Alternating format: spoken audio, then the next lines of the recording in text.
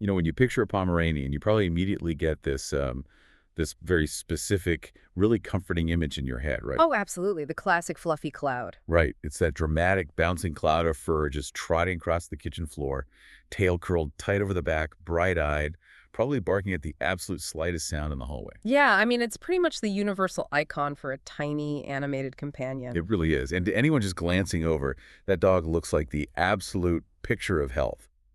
But that beautiful, fluffy image is actually, well, it's a bit of a mirage. It is. It's highly deceptive. Yeah, in fact, that defining fluff is often a dangerous disguise that completely masks, silent, underlying physical suffering. And that's a really profound contradiction. We look at that vibrant energy and we just assume everything is perfectly fine, completely missing the biological reality happening just beneath the surface. Exactly. And that contradiction is exactly why we are here. Welcome to today's deep dive. We're unpacking some incredible insights today regarding adult preventive care, specifically tailored for these tiny Spitz breeds. Sourced directly from episode 7 of the Pomeranian Health Academy. Right, which is just a fascinating source. And our mission today is to completely transform how you think about preventive care. Because let's be honest, for a lot of us, that phrase sounds like a massive, dreaded chore. Oh, yeah. It sounds exhausting. It sounds like a guilt trip or, like an anxiety-inducing checklist of things you have to worry about every single day. And that anxiety is precisely the psychological trap we want to dismantle today. The core paradigm shift here is moving away from the exhaustion of worrying every day and instead building a sustainable habit of noticing well every day. I love that phrase, noticing well. Right, because those are two entirely different mindsets. I mean, prevention isn't about waking up panicked that your dog is suddenly going to fall apart. It is simply about establishing a really clear, grounded baseline of what is normal for your specific dog. When you actually know what their biological and behavioral normal looks like, you naturally spot the subtle, microscopic deviations early, long before they escalate into a crisis. Okay, let's unpack this, because we definitely need a better way to visualize what we're actually dealing with here. Instead of looking at your Pomeranian as a fluffy little toy, I want you to imagine a tiny, incredibly fragile structural frame. Like scaffolding. Exactly, like delicate architectural scaffolding. Now take that fragile frame and completely cover it in a massively oversized, incredibly thick winter parka. That is your dog. That's a great visual. Right. What we see on a daily basis, Mm-hmm. the dramatic fluff, the spunky attitude, that's just the parka. But the actual health, the structural integrity of this animal, is the scaffolding hidden beneath it. That is a brilliant way to conceptualize it. You cannot evaluate the integrity of the scaffolding just by looking at the winter parka. You really can't. And since we are talking about that outer layer, let's start with how that massive double coat actively works against our ability to assess the dog's weight. Oh, yes. What's fascinating here is how the physical volume of the hair completely overrides our visual perception. It is the ultimate optical illusion. I mean, a Pomeranian can be steadily packing on the ounces and eventually full pounds, Right. while looking exactly as fluffy and adorable as they did 6 months ago. Yep. The fluff doesn't change. No. So you literally cannot rely on your memory or just, eyeballing the dog to know if they're at a healthy weight, because the parka doesn't change shape when the scaffolding starts buckling under excess mass. Precisely. And we have to talk about the physics of that excess mass, too. Because in a dog this small, the biological margins are incredibly narrow. Right. We are talking about an animal that might ideally weigh, 6 or 7 pounds? Yeah, very tiny. So if they gain just 1 single pound, that is roughly a 15% increase in their total body mass. Wow. Imagine a 150-pound human suddenly carrying an extra 22 pounds around their waist all day. That sounds miserable. Right. Every single untracked training treat, every tiny chunk of cheese dropped on the kitchen floor, it mathematically adds up. And it isn't just about the number on the scale either. It's about what that weight does to their physical experience of the world. Those extra ounces, they act as a force multiplier on their tiny joints. Especially the knees. Yes, specifically their knees, which are notoriously fragile in small breeds. Plus, all that internal adipose tissue pushes against their diaphragm, making breathing significantly more labored. It drastically reduces their heat tolerance, too. Exactly. Over time, that completely avoidable weight gain just continuously grinds down their stamina. Which means the visual scan is entirely useless. You have to get your hands under the parka. You have to get in there. You do. You need to physically feel the rib cage. You should be able to feel the ribs without pressing hard. kind of like feeling the bones on the back of your hand. Okay, that's a good metric. And you need to feel for a defined waist right behind the ribs. Plus, you really have to use a highly sensitive scale to track the objective numbers over time. Now, getting hands-on like that perfectly transitions into another massive realization from the source about this breed, which is grooming. Ah, yes. Grooming, because I think so many people frame grooming as an aesthetic chore. We think of it as vanity, right? Just keeping the dog looking cute and show-ready. Yeah. But it's actually one of the most powerful, underrated medical tools you have in your house. It really is. It is a built-in 2-for-1 health scan. Absolutely. And to understand why, we have to elevate the science of what a mat in the fur actually is. We tend to think of mats as just, well, annoying tangles. Right, just messy hair. But biologically, a mat is a localized dermatological crisis. A crisis. Yeah. When that thick undercoat tangles, it tightly twists and pulls the skin upward into a tent shape. This constant localized tension physically restricts capillary blood flow to the epidermis. Oh, wow. So it's actively damaging the skin structure. Exactly. And because the skin is pulled tight and covered by thick, impacted hair, it traps heat and moisture against the body. Oh, that sounds like a recipe for disaster. It is. You are essentially creating the perfect oxygen-deprived microenvironment for yeast and bacterial skin infections to just explode. Yes. Regular brushing dismantles those microenvironments. Right. But equally important, while your hands are parting the hair and moving the brush, you are performing a tactile physical exam. Right. You're mapping the scaffolding, you're feeling for unexpected subcutaneous lumps, you're noticing localized heat or redness, you're checking for patches of hair thinning. You are actively gathering data. But let me push back on this for a second on behalf of anyone listening who is currently nodding along but secretly dreading tonight's brush session. Fair enough. What if the dog absolutely hates being brushed or touched? I mean, what if trying to check their ribs or brush their belly turns into a literal wrestling match with a tiny, furry, snapping gremlin? That is a very real, incredibly common challenge, and it's why we have to talk about behavioral prerequisites. You simply cannot force a preventive health routine onto a panicked animal. Yeah, that's not going to work. The fundamental requirement here is cooperative handling. Meaning they have to actively consent to the exam. Yes. A dog must be trained methodically and with high-value positive reinforcement to tolerate and eventually relax into physical manipulation. So it's a process. A huge process. That means spending weeks getting them comfortable with you isolating their paws, opening their mouth, checking inside their ears, and touching their belly. Because if they're fighting you, If the dog is fighting you, adrenaline is spiking, their muscles are tense, and the entire preventative routine just falls apart. You can't feel a subtle lump on the abdomen if the abdominal muscles are rigid with stress. that makes total sense. The data is completely compromised by the dog's panic. Okay. So we've covered the external touch, feeling the skin and the weight. But let's transition to how the dog actually navigates their day, because that reveals an entirely different set of hidden data. Yes. Behavioral data. Specifically how they eat. And this brings us to dental care, which is a massive blind spot. We really need to completely dismantle the myth of small dog breath. It is one of the most normalized, dangerous myths in small dog ownership. We just wave it off. We laugh when they yawn in our face and say, oh, wow, that's just how tiny dogs smell.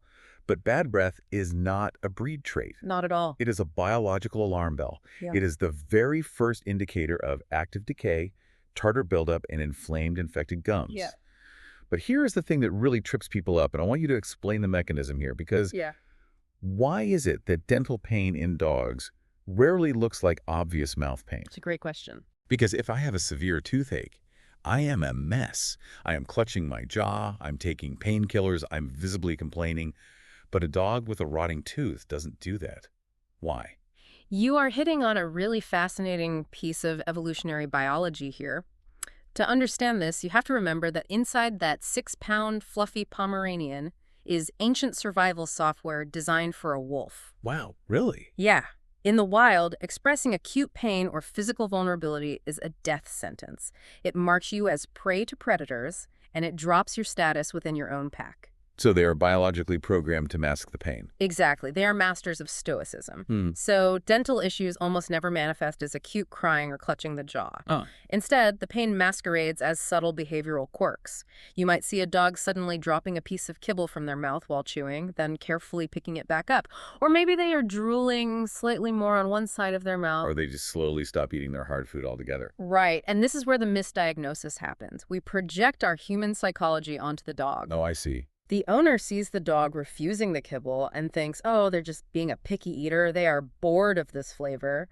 When in reality, it's a structural failure in their mouth causing agonizing pain every time they bite down. Man. So the kibble literally hurts. Precisely. Sometimes chronic, low-grade dental pain just makes them generally more irritable and less tolerant of being handled. So the goal of brushing their teeth at home and getting them professional veterinary dental cleanings has absolutely nothing to do with a perfect white smile. It's not about aesthetics. Exactly. It is entirely about protecting their daily comfort and preventing a chronic, silent infection from constantly taxing their immune system. Comfort is the ultimate metric here, and that same instinct to mask pain in their mouth applies directly to the rest of their body, too. Absolutely. The same dog hiding a toothache is absolutely going to mask the micro-impacts happening to their joints every time they move. Which brings us to mobility. We need to be watching their movement like hawks. And not just obvious limps. Right. We aren't just looking for a dog that refuses to walk. We are looking for the microscopic tells. A subtle skip in the back leg during a trot. A moment where they run on 3 legs for 2 steps and then seamlessly go back to 4. Or just a slight stiffness when waking up. Exactly. Or a new hesitation to jump up onto the sofa where they used to leap without a second thought. And those subtle tells tie directly into the biomechanics of their home environment. Yes.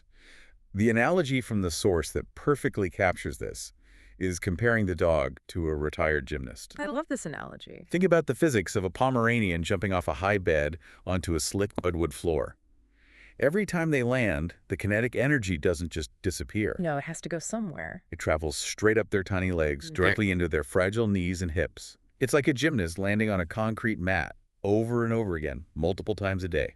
And it adds microscopic joint strain and cartilage wear over the years. By the time they are adults, their environment needs to be modified. We are talking strategically placed rugs on slick floors and ramps or steps to their favorite furniture. You have to manage the impact forces. However, and this is key, this often triggers a massive overcorrection from owners. Right, the protective instinct backfires. Because if the floors and the furniture are essentially a joint-destroying obstacle course, the logical human thought is, well, I should just carry them everywhere to keep them perfectly safe. And that is a critical mistake. You cannot fall into the trap of overcarrying these small breeds. Why not? You have to balance their physical safety with the biomechanical requirement for movement.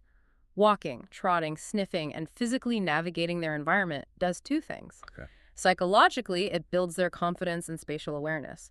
But physically, it builds and maintains the muscle tone that acts as the actual scaffolding for those fragile joints. Ah, so the muscles protect the joints. Exactly. If you carry them everywhere, those supporting muscles atrophy. You strip away their physical conditioning, which ironically leaves their joints far more vulnerable to injury when they finally do jump or fall. Oh man, so you're actually taking away their structural support by trying to bubble wrap them. Exactly. Okay, so we're watching the joints and managing the impact. But beyond the limbs, the way they walk and interact with external forces can reveal massive internal stress, especially when it comes to their airways. This is a huge one. Here's where it gets really interesting, particularly regarding the great debate of walking equipment. Collar versus harness. From a purely anatomical perspective, it shouldn't even be a debate for a small spitz breed. Really? No. For day-to-day walking, a well-fitted harness is the only logical choice. And the mechanism here is crucial. Let's look at the anatomy. The trachea, the windpipe, is essentially a soft, fragile tube of cartilage just sitting right at the front of their neck. Right? When a dog hits the end of a leash attached to a collar, all of that kinetic energy, the entire forward momentum of the dog, is instantly concentrated directly onto that soft cartilage tube. Which is incredibly dangerous. But a harness, on the other hand, redistributes that exact same kinetic energy across the sternum and the rib cage. Exactly. It moves the force from a delicate, collapsible airway down to a skeletal structure that is evolutionarily designed to bear weight and absorb impact. That makes total sense. Collars are excellent for holding ID tags. They are not structural tools for walking. And this touches on a massive behavioral excuse. If your dog pulls hard on the leash, that is a behavioral training issue.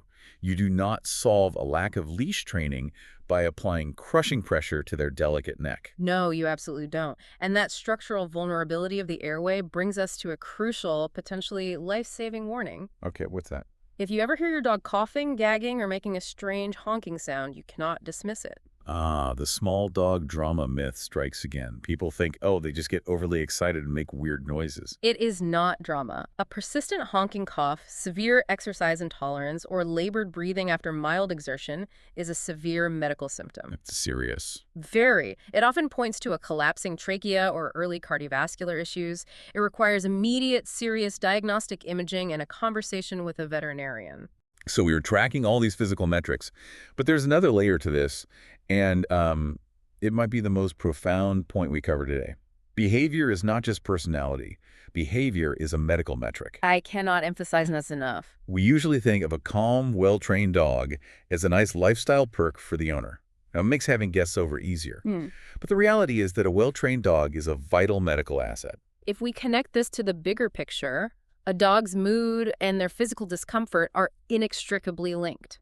Because they cannot speak, behavioral shifts are very often the absolute first symptom of a physical ailment. Usually long before anything physical shows up, right? Exactly, manifesting weeks or months before a physical limp or a cough ever appears. So let's play this out. If your normally happy, bouncy Pomeranian suddenly shows a new irritability when you try to pick them up, or if they're suddenly hiding under the bed instead of sleeping on the couch. Right.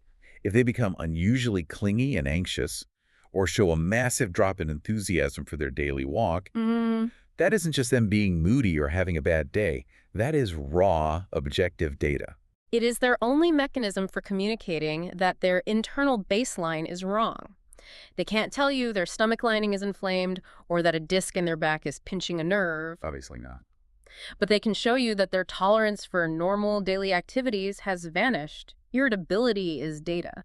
Okay, let's take a breath, because this is where the listener might start feeling that panic creeping back in. Understandably. We now know all these incredibly subtle signals to look out for. The hidden weight gain under the parka, the micro impacts on the joints, the dropped kibble, the honking coughs, the sudden irritability. How on earth do we actually systematize all this information without getting completely overwhelmed? This raises an important question about the actual mechanics of managing your dog's health at home.